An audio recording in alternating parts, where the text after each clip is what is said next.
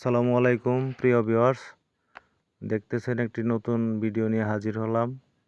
তো তৃতীয় পার্টের যে ভিডিওটি ফ্রিজ চেম্বারের বলেছিলাম দিব, এখন আপনাদের সামনে তুলে ধরলাম। চেম্বার সেকশন কিভাবে ফিটিং করতে হয় সেটাও দেখানো হচ্ছে, দেখুন। আর দ্বিতীয়ত নর্মাল সেকশন কিভাবে ফিটিং করতে হয় সেটাও দেখানো হবে এখন। এই যে দেখতেছেন, দেখতে থাকুন।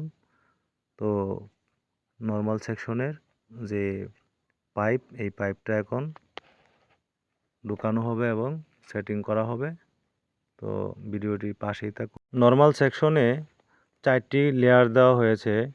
তো এখানে প্রশ্ন থাকতে পারে আপনাদের মনে যে ক্যাপিলারি পাইপ কতটুক দেওয়া হয়েছে। তো ক্যাপিলারি পাইপ দেওয়া হয়েছে, এটার মাঝে আমি দিয়েছি 10 ফিট।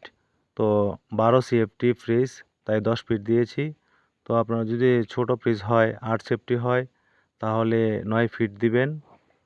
তো 600 নাম্বার গ্যাসের যে ক্যাপিলারি টিউবটি হয় সেটাই দিবেন।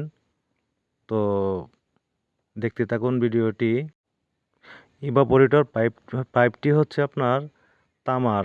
তো অ্যালুমিনিয়ামের যে পাইপ হয় সেটা অরিজিনাল হয়, অরিজিনাল সেটিং থাকে। তো আমরা তামারটা দিয়ে তৈরি করি।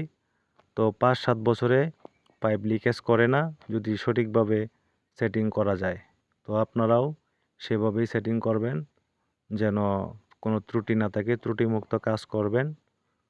তো আমার ভিডিওটি দেখে যদি আপনাদের ভালো লেগে থাকে বা উপকারে আসে, তাহলে সাবস্ক্রাইব করে আমার পাশে থাকবেন।